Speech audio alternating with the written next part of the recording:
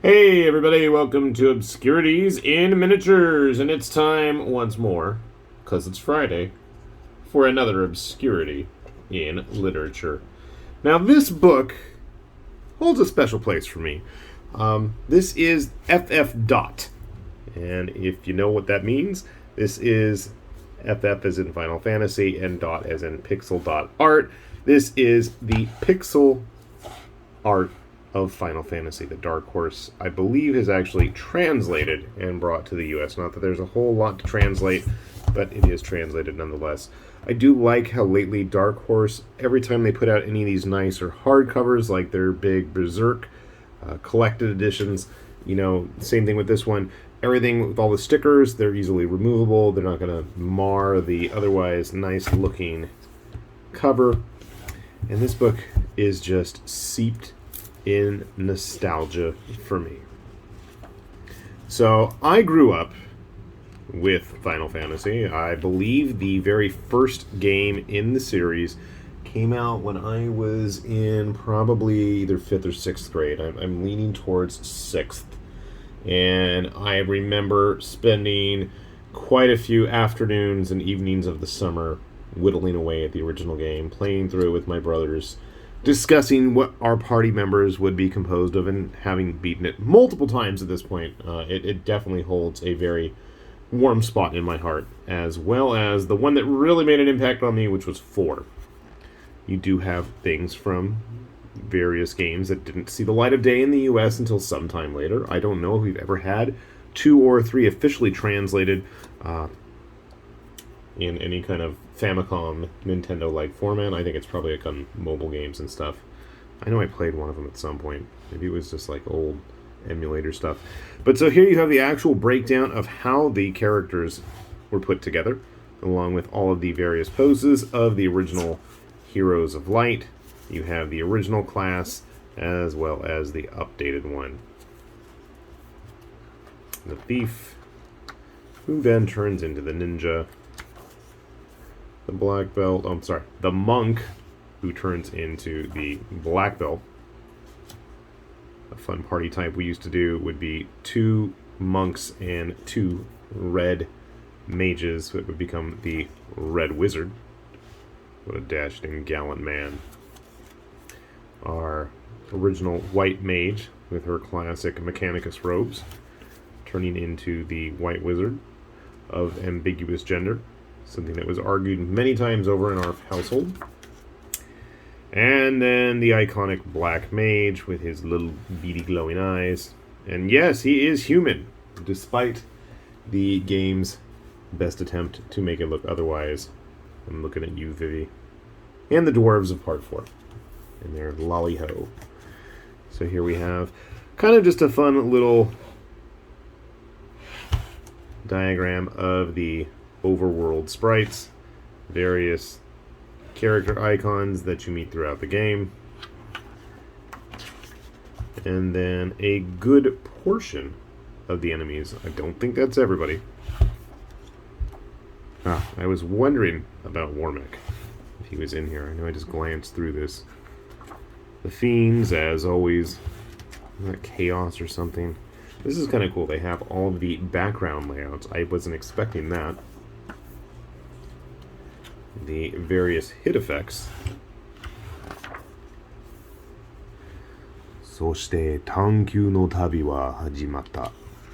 4人 No, I can't. It's too far away. Anyway, this is the whole crawl, and I'm sure if you played these games back in the day, you can hear the music playing as you had to sit through this.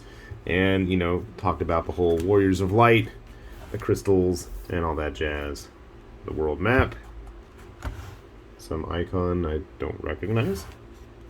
This is cool. They have the palettes and all of the various pixel layouts for how they built the towns. It says it's the Elvish Castle. Okay. Various icons you come across in the game. And then we have the remastered sprites. For, I'm assuming... I don't even know. It just says 2018 version. I'm guessing this is probably a mobile version. This is kind of a fun little one. The evolution of the hand cursor throughout the games. as well as the good old chocobo. We get into 2, and it's various characters. Now, this is kind of cool, is they have the various main people there in their running modes. Cheering mode, poisoned or down mode, dead mode, using item mode, more item modes. You get the point. So then we get into some of the bigger bosses, world map sprites. Same deal. Again, I don't think we have all of the enemies. I'm sure there were quite a few that were reused from the first game. It's been a while since I played both of them. Quite a few of the boss monsters there. I swear I played 2 at some point or another. That looks like a town in the first one. I don't remember which one that is. Things get a little more interesting, visually colorful, as you get into the later games. We're still in part 2, I believe. Yep. And then comes number 3. Soon. Looks like Lock. There we go, the good old Onion Knights. 3 was interesting. I'm assuming it probably came out around the same time as Dragon Quest 3, which also had... Was it 3? 3 or 4? Maybe it was 4 that had the job system. I've played so many of these classic RPGs. I mean, I really kind of did grow up with them. Your original and upgraded classes. Some of them, I gotta say, if I remember, 3 had all kinds of, higher rank classes, and that's where we first see the Dark Knights show up in Final Fantasy. The cat ears on the White Mage for the first time there. White Wizard, sorry. Again, we have all the various icons of everybody doing their thing. How the colors go together. Kind of fun. Now we start to get into the various ailments. I believe those are all world map or town sprites, especially with the frog, the various random people. Again, a selection of enemies. Bosses are getting more and more impressive, and I always thought that was one of the coolest parts of the game. The real star for me were the various bosses that you fought and hopefully didn't have kill you. Yep. The various fonts you could use in the game, days before you could use kanji in the Chocobo Mike. I can't even read today. This is still in 3. We're going to jump to my favorite. Get out of here. Good old Cecil. I absolutely loved 4. 4 was, I can distinctly recall to this day, I never owned it, surprisingly. At least on the original Super Nintendo incarnation. I actually ended up getting it on the Final Fantasy Anthology on the original PS1 and playing through it again. But I lived it vicariously through a close friend of mine who lived nearby, and I can remember riding my bike in the rain to go see him finish the game. Young Rydia, grown-up Rydia, the Spoony Bard, Tella Yang, Shid, stupid Wonder Twins, good old Edge, Fusoya, his magical moon powers, Golbez and Zemus. The big major moment where Cecil becomes the Paladin rather than the Dark Knight. Damn, did this game have the feels as a kid growing up in the 90s.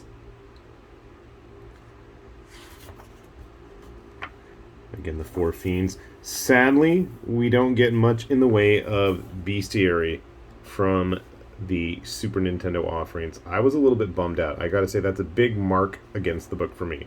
You do see some of the evolutions of the other monsters, though. And then we're already getting into 5 and all of its various classes. Bart's in an assortment of jobs. 5 was all about the class change and grinding like there was no tomorrow. Lena and all her jobs. Galuf. One of the characters doesn't stay with you the whole game, if I remember correctly. Ferris. I don't remember her. It's been so long. I remember Bart starts off with his chocobo and runs around for a while. The big bridge. Where is Gilgamesh? Good old X-Death.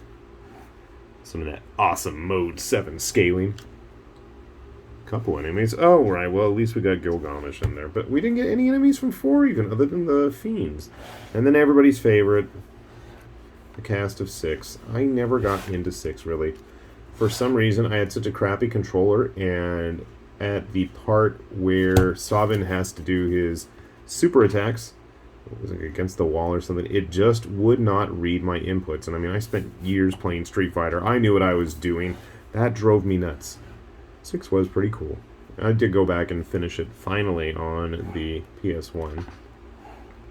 Good old Magitech armors. All kinds of scenes. The final battle.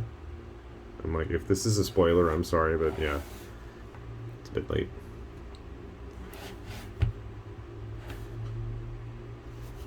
Whose airship was it? It was the Gambler dudes, wasn't it?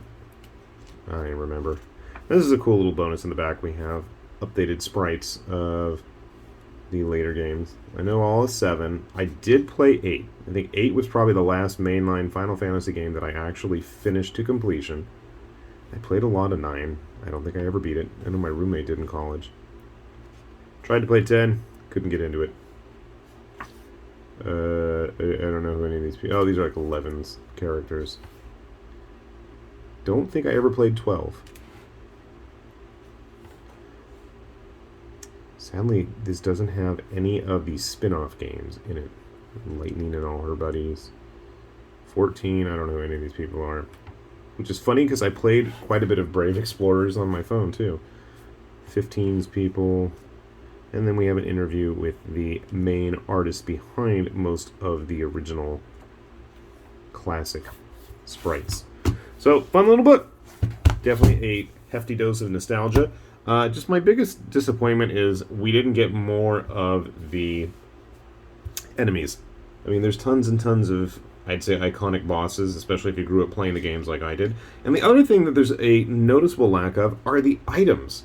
I always thought that was the coolest thing back in the day playing the Final Fantasy games, especially compared to a lot of the contemporary American RPGs at the time, was, you know, you got to see your character with whatever fancy new weapon, and especially way later in the game, I thought that was always really cool, you know, as you got all the high-end top gear, you know, for fighting off the last boss. There was some definite cool stuff, and I think that was always one of the things I appreciated about the Final Fantasy games, and I was jazzed when that did return on the PlayStation games as well.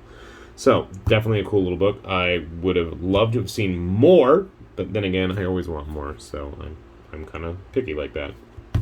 But considering the price I found this for, definitely go take a look around online. I was able to get this for a steal, dirt cheap.